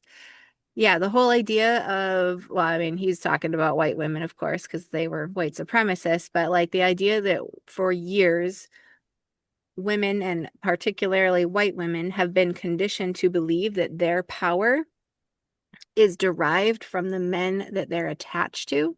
Oh, And absolutely. that has been so incredibly destructive, and it pits women against each other instead of standing up for each other. And it, of course, it shouldn't even be men versus women. Like, if people are people together and work together for the good of all, none of this is even a thing to consider. Like, if Hmm women's ideas were seen as equally valid, the world could be a lot better. Like, when we subjugate women's voices, when we quiet women's voices, we are missing out on the fullness of humanity. And again, let alone like when we um quiet or silence like queer and trans voices, we're missing out on the most insightful parts of our humanness. Shame on us for not lifting up each other. Yeah, I have never seen so much backstabbing and cattiness as I have within Christian spaces. We really are Absolutely. taught to tell on each other. We're taught to compete against each other. The women are, yes. Yes, yes, for sure. Well, it's seen as manly by men, but then women always have to do it like on the sly because we're not supposed to be backbiting and stuff, except that's how we maintain any sense of power whatsoever. All right. Well, we have Yuck. all these emotions, feelings floating around in us, and if we just keep squashing them down as we're taught to, we're going to explode. And I think that shit makes us sick. I agree. All right. The next one here we have tenderness and beauty. The truly feminine and happy wife is one who wants to have a husband as the head of her home. Ooh. She does not marry in order to enter into an equal partnership agreement. Fuck you, Wow. Rod Meredith. Fuck you. Yeah. I was a Christian when I got married, and we did not, we saw it as an equal, or we always saw it as an equal partnership. She knows that a house divided against itself cannot stand. Yeah, he can fuck all the way off. A house divided against itself? No, an equal partnership is just that, an equal partnership. How dare he? That seems like a She stronger foundation to me if it's an equal partnership where both support each exactly. other and have another person to bounce ideas off of. Yeah, that's better. We are like putting our heads together. The more of us, the better. Okay, well, these dudes are just missing out on all of that potential. But I suppose that's Exactly. the way that they're expecting it to be. You know, the woman comes up with these great ideas, tells her husband, but then he takes all the credit for it as if he came up with that idea on his own as our, the silent partner. Yeah. Yeah, so the wife, she knows that only one person can drive a car at a time. Are you serious, dude? She wants her husband to be that person. No, I love having the vehicle to myself. Wow. She respects and admires what her husband is trying to achieve in life. She hopes to help him in achieving it and to happy to make him happy along the way. Oh God. In thus giving herself to the happiness of her husband and others, she achieves her own greatest happiness, joy, and inner peace. So it's not about finding happiness for yourself. You just make other people happy and you just automatically get happiness out of that. I mean, but see, it's like there's little tiny pieces of true things in there. Like it is gratifying. It is nice to see that things that you do to help other people makes them happy, but not to the point that you're like neglecting your own needs and wants and you're just like riding along on the coattails of someone else's dream. Well, that's Gross. exactly what they're implying here is that toxic Yeah. version of what they're saying, that the woman just completely loses herself. She has no identity. She is just there to serve. This is grosser than I thought it would be. I You know know, what? right? This is bad. Like every sentence, I just want to stop and be like, are you fucking serious? Agreed, Nancy. Mm. Okay, so Okay. since she expects and wants her husband to be the head and the one she can lean on, this woman has a deep softness and tenderness for him. There is no bristling, no competition, no frigidity. Oh, give it up whenever he wants it. Yep. There it is. Correct. hmm That is exactly what they mean by frigid here. Of course it is. Armstrong said it all the time. Ugh, Yes. gross. This tender and yielding state of mind automatically gives such a woman added beauty, a sparkle in her eyes, and an unusual capacity for patience, love, and compassion for others. Automatically feeling tender and yielding toward her husband, she will naturally walk more softly, talk more softly, and dress in a What? more soft, feminine, and attractive way for her husband. Are you serious? Oh my, I It don't gets even know what to worse. do with that. I just I glanced don't need, ahead and it gets worse. I can't. I mean, okay. we have to, but ew. Okay, here we go.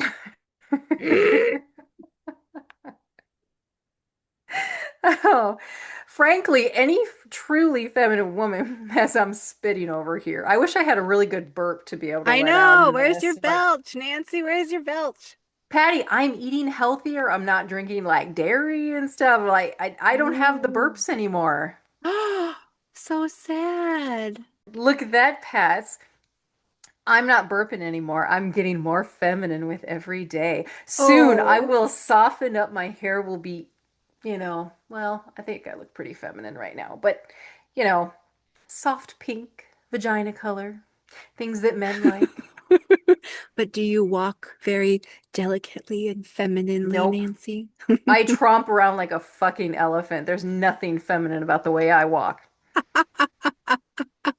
Hmm. Are you wearing perfume? Nope. I stink. At least I have the the jewelry on, the accessories. That's what I'm supposed to do, right? Patty, it's too big and gaudy. It has to be dainty. You look like a Oh, harlot with that. oh, so I did the overuse problem Correct. Yes, you absolutely did the according overuse. to you. A little pendant like this is much more dainty and feminine. I think you need to work on that. So why don't you scribble that in your little fucking journal on how to improve, okay? I'll take note of that. I'll take note of that. Please do. You need work. You need work. And you too, you should walk more delicately. Like, really, the blades of grass shouldn't bend over when you walk on them. Oh shit. Shit, I said shit. I am not feminine at all. Okay, where the fuck was Is this I? feminine? Does that mean these are feminine? I mean, this is very feminine. This is I feminine? mean, no, for the purposes of YouTube, this is a male nipple, so it's allowed. Correct. Yeah, yeah. It's just on a really fat guy.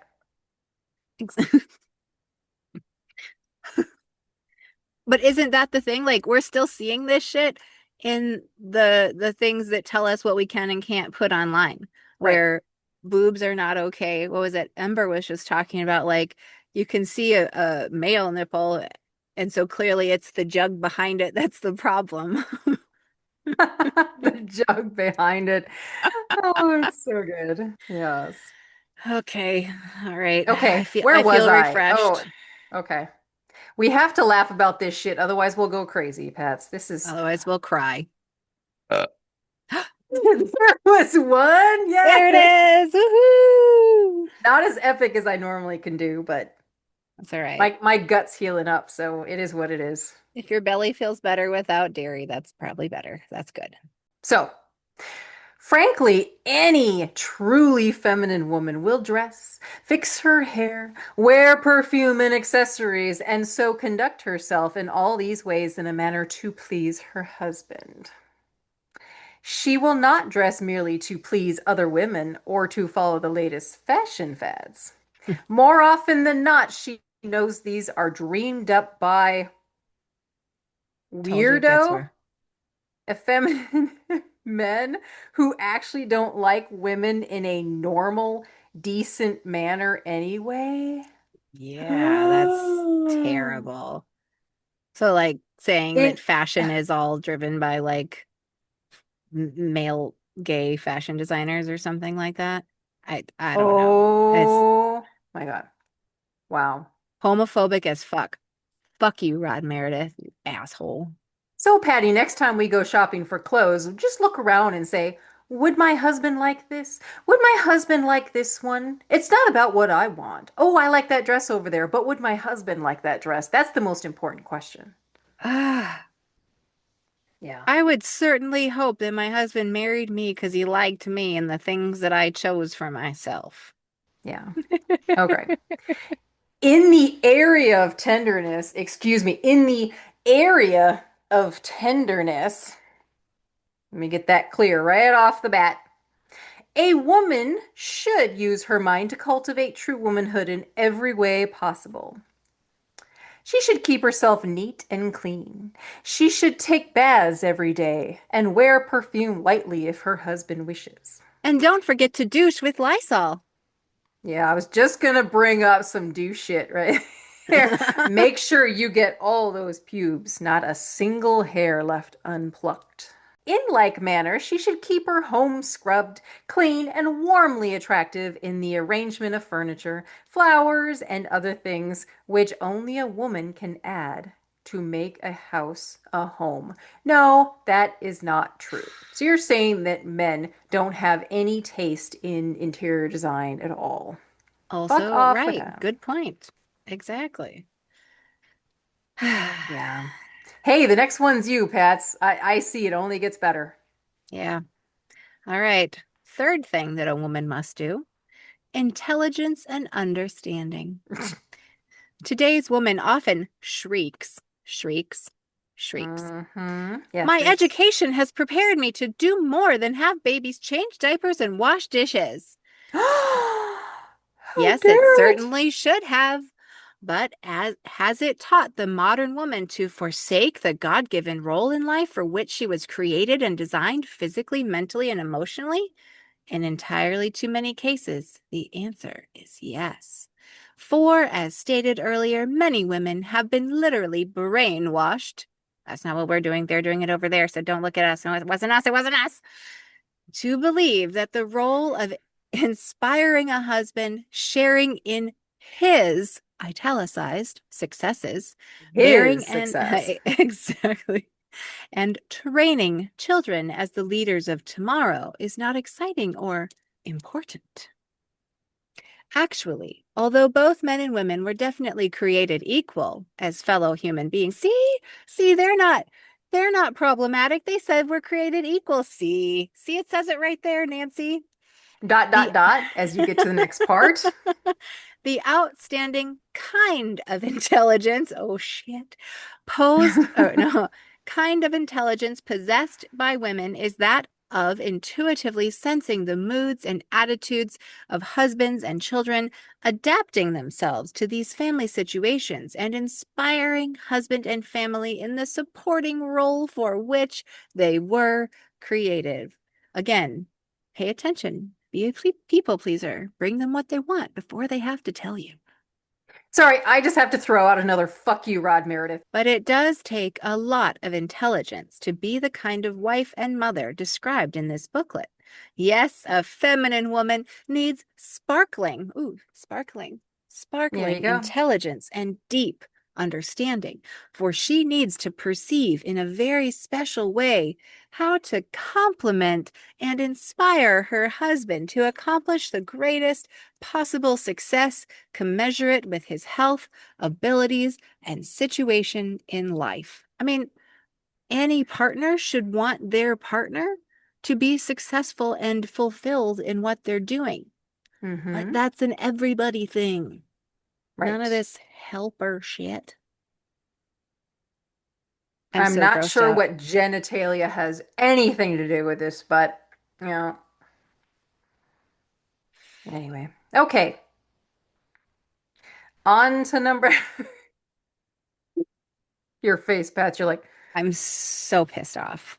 It's it's oh just my. so infuriating because I'm seeing like I feel like I see all around me the devastation that has happened to humans because of bullshit ideas like this. Mhm.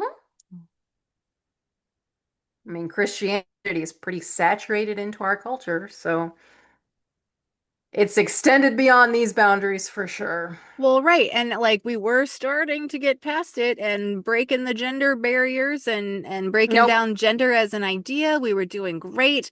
And now we've got the nationalist Christians, the Nazis, um, Hmm. trying to bring this back because they're so fragile and they can't stand to feel like someone won't kiss their fucking feet all the time. Right. Yeah. Weaklings. They just can't let us progress, but we will keep trying. We will stay on that uphill battle, you know? So, number four, Christian virtue. A truly feminine woman is always an outstanding example of virtue and purity. Although among the men, many rogues and scoundrels among the kings, dictators, and emperors have emblazoned their names in the pages of history. Very few women indeed have commanded continuing interest or respect who have not been examples of decency and purity. Something women rarely make history. Women that play by the rules. How's that go? Oh, well-behaved women rarely make history. Yeah. But they're saying the opposite. They're saying behave and therefore you might be remembered. Nope. No, you won't. You will be like Winston Churchill's wife, who just remained in the shadow and no one knew her fucking name. No one knew the biblical character Lot's name either, even though she was turned into a pillar of salt. It was still just Lot's wife. She didn't even deserve a name. Yeah. So, Do so the away with script. this shit. Ah! I know. It's so Burn the gross. fucking Bible. Hmm. So, the scripture states a virtuous woman is a crown to her husband. But she that maketh ashamed is as rottenness in his bones. As far as their reputation in this world is concerned, some scoundrels amongst the men appear to get by. But among intelligent people of every race and creed, every race meaning every white person, almost never is a woman respected who has failed to be an example of decency, purity, and virtue. For, as the scripture states, a virtuous woman is indeed a crown to her husband, adding to his stature and respect even among others. Really? Somehow I doubt that. No, she's not even paid attention to. If she has the implicit trust of her husband and constantly demonstrates her faithfulness and loyalty to him, that in itself is a tremendous help and inspiration in his work and accomplishments. This also inspires him and his sons after him to be faithful and loyal to his wife and to all women. The ever widening effect of this kind of woman's dedication to Christian principles may help purify and strengthen the characters of countless children, grandchildren, and friends and relatives by the score. It is worth it. My As the God. mother in the home, the woman also has a tremendous responsibility to set an example of Christian character and faithfulness to right principles. Her example and her diligent teaching and training will leave an everlasting impression upon her growing sons and daughters. In other words, how to be subservient. Just keep continuing on in the cycle. Yep, this is how religious trauma happens and how generational trauma happens. Yeah, all the generational curses, so to speak. Yeah. Exactly. They're raising those sons and daughters differently, that's for sure. Right? There is no need to belabor this obvious point, but in a very Okay, I'm special, sorry. This whole booklet that it's like 28 pages long could could have been like 5 bullet points. And then they say right at the agreed. end, there's no need to belabor this obvious point. Just say what you mean in 5 bullet points. Tell us to get in line and let's be done with it, y'all. But words make it work. Yeah. Well, it's almost like rote memorization again, Pats. I mean, put all these words in here. Purity, dedication, serve, happiness. You're right. We could probably highlight a bunch of words and realize that's exactly what they did. Right. I mean, it's brainwashing of the finest quality. And I just love how a couple of times in here they've been like, oh, you don't want to be brainwashed by that over there. No, no. If we show you your brain being brainwashed over here, you won't see that we're actually brainwashing you. That's classic projection. Yay. So there is no need, oh yeah, there is no need to belabor this obvious point. But in a very special way for a woman, the dedication to virtue and decency involves a living law. Her responsiveness and obedience to this law will protect her from immeasurable heartache and guarantee a type of lasting love, respect, and appreciation extending to generations beyond her own. Oh, for fuck's sake. I feel like the living law thing is like you don't know all the rules yet. You'd have to keep learning, and whatever he wants you to do, you have to keep doing. The fifth thing a woman must do, or what is this, the features of a godly wife or something? Yeah, something Faith, like that. faith, hope, and courage. A woman who shows faith in God, faith in her husband, and faith in herself is one whose price is beyond compare. For Faith in such a herself? At what point did they say faith in herself? No, no, no, no, no, no, no, no, no. no, they said it here so that it's plausible deniability of like, but they said it. They said that. Fuck She, off. For such a woman will inspire her husband to think and do more brilliantly than he may have thought he was able. She will inspire her sons to high accomplishment, which may well not have been theirs otherwise. Just says sons. Just says sons. In Yep. moments of defeat and despair, such a woman shows faith and hope in God. She will thus rekindle the spirit of her husband and perhaps others who are too close to the situation to see the larger picture. This may save them from even greater disaster and despair. A feminine woman does not need the type of strength, leadership, and dominance which befits a man, but We she don't need it, does. but we have it anyway. Mm-hmm. But she does need a depth of courage which would befit any man. For many times, as the help and support for her husband and family, she is able to buoy them up when they need it most. There will be times, of course, when her husband may be sick, absent, or perhaps dead, and she will have to carry on with courage and implicit faith, with courage and implicit faith in the fact that God will help her do her part in a feminine way to act for her husband in his absence. Oh, Oh man. my gosh. This is so bad. This is In this terrible. area, it's so bad, yeah. Not of her own volition, of course. In Hmm. this area of life, especially to be truly and everlastingly feminine, a woman needs to believe in the true God. She needs to know and know that she knows that the great God of heaven stands behind the living laws he has set in motion and will bless, guide, and protect her in her place as a woman as she yields to him. I Wow, I'm so glad all those women wrote in to ask these very important questions so that Rod Meredith could give them the answer. In summary, huh? So, in summary, what a much better place this world would be if all women were truly feminine. You don't No. belong in this world, Sinead O'Connor. I'm sorry, you just don't belong in it. What Damn. if all people were truly their best selves, had Yep, how about support, that? had friends, had enough to eat? Hey, that would be a start. That would be Yep. great. For all husbands would have real wives, partners, sweethearts, and loving helps to assist them, buoy them up, and share in the highest degree their hopes, dreams, and successes. We are the loving helps. That don't Wait, you so feel so empowered? so is the wives, partners, sweethearts, and helps all the same person, or is that like one of each? Very good question. I know. It's not On that clear. paper, on paper, the message to the women is it's one. But the men know they're all different.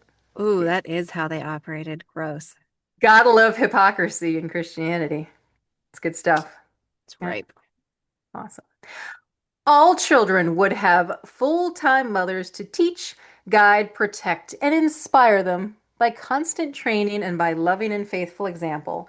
Society as a whole should have the real warmth, tenderness, and responsiveness which only this kind of woman can impart. In summary, and before closing this booklet, I want to draw the reader's attention to the most complete single passage in all the Bible on womanhood. Oh Oh boy, here we God. go. This passage is found in Proverbs 31, 10 through 31. Of course it It is. has been preserved for nearly 3,000 years in the canon of Scripture.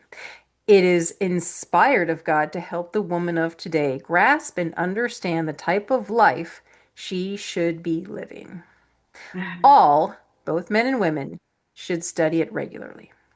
It calls attention to the tremendous value of the virtuous woman. It shows how she buoys up and encourages her husband. It describes how she works for him and her family in the home. Your place is in the home. Surprisingly to some, perhaps, it shows that a Christian woman should have the right kind of initiative.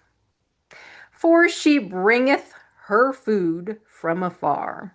If the family budget permits, she may order things from distant places and overseas. This What is the weird. fuck? She considereth a field and buyeth it. With the fruit of her hands, she planteth a vineyard. Okay. I don't think the church was advocating for women to be the ones making the real estate deals, but But I'll take it. Yeah, yeah.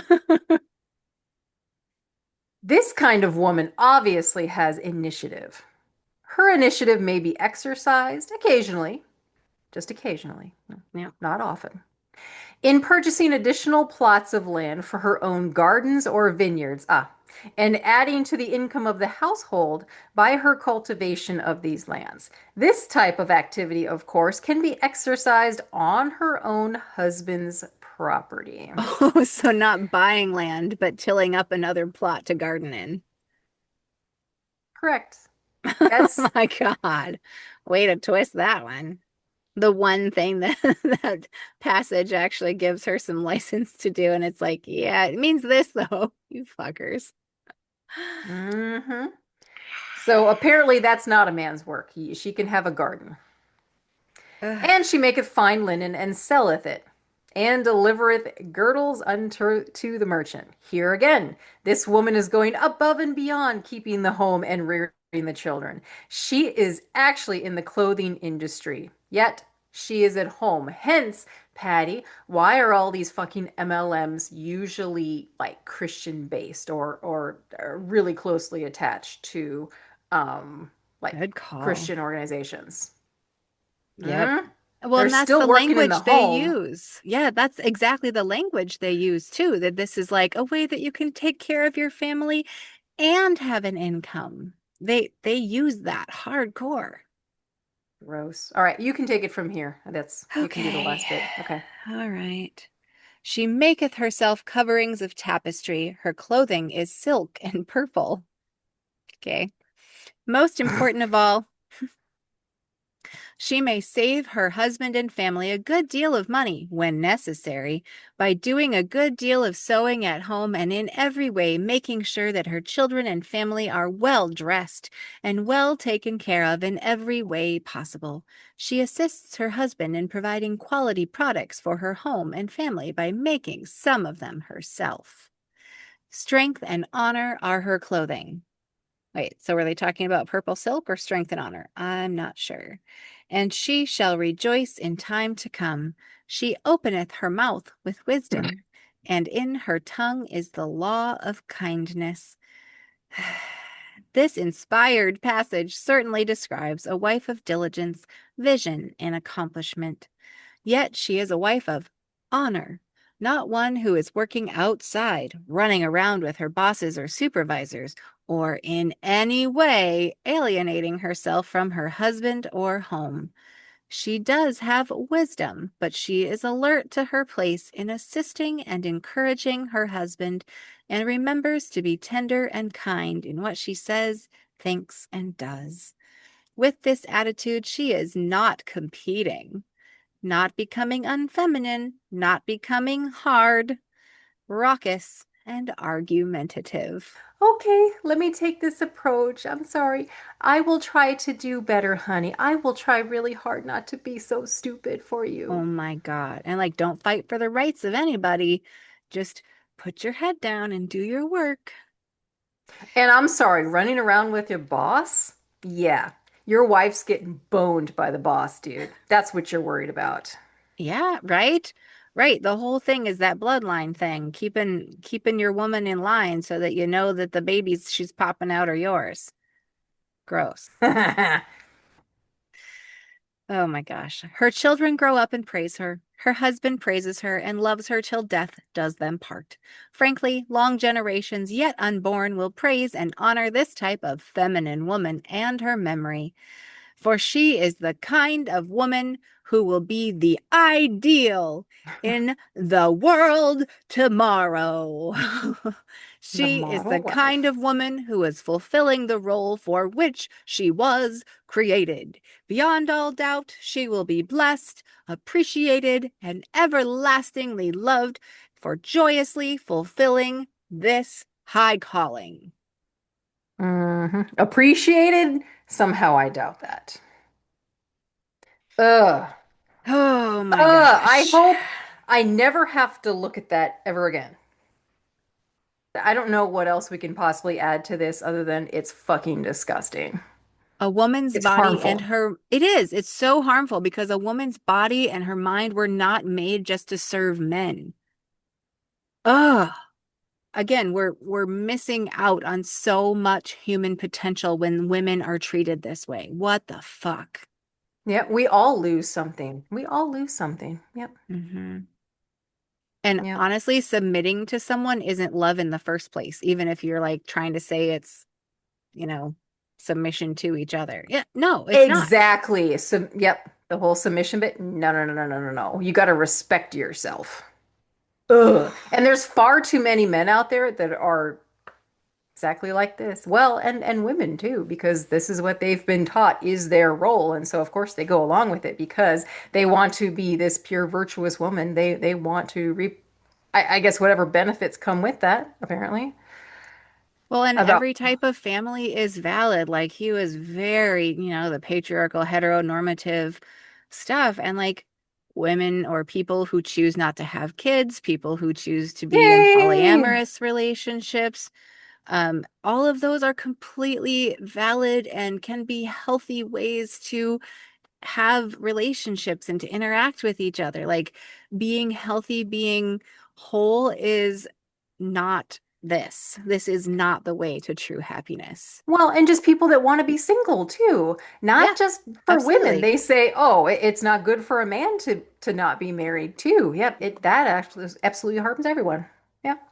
Hmm. Become this thing that you don't want to become. Ugh. I mean, we know that we're a social species, right? And so in some aspects we most people want and need social interaction, but that doesn't have to look any one way.